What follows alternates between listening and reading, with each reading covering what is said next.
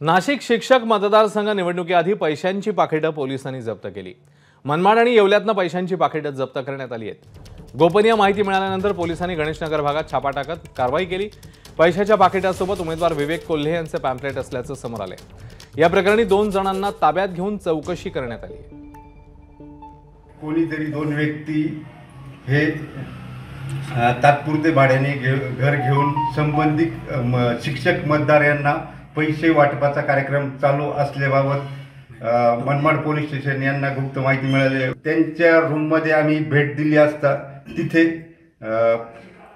45 कागदी पाकिटे प्रत्येकी 5000 रुपये डिंकाने सीलपॅक केलेली अशी एकूण 2.25 लाख रुपये रक्कम आढळून आली आहे। कोल्हे विवेक बिपिन दादा यांचे प्रचारानिमित्त आम्ही सदर वाटप किंवा प्रचार करत आहे। तर कुठे कुठे विधान परिषदेची निवडणूक होते। मुंबई शिक्षक मतदारसंघामधली लढत कोणाकोणात होते। शिवसेना ठाकरे गट जमो अभ्यंकर, भाजपचे शिवनाथ दराडे, शिंदेच्या शिवसेनेचे शिवाजी शेंडगे, शिक्षक भारतीचे सुभाष मोरे आणि राष्ट्रवादी अजित पवार गटाचे शिवाजी नलावडे हे उमेदवार आहेत मुंबई शिक्षक मतदारसंघातले।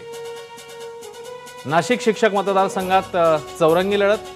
शिवसेनेकडून किशोर दराडे, ठाकरेंच्या शिवसेनेकडून संदीप गुळवे, राष्ट्रवादी काँग्रेस महेंद्र भावसार आणि अपक्ष उमेदवार आहेत विवेक कोल्हे।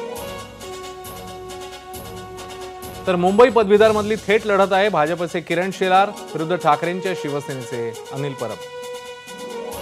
आणि कोकण पदवीधर मतदारसंघामधली लढत होती। भाजपचे निरंजन डावखरे आणि काँग्रेसचे रमेश कीर या 2 उमेदवारांमध्ये।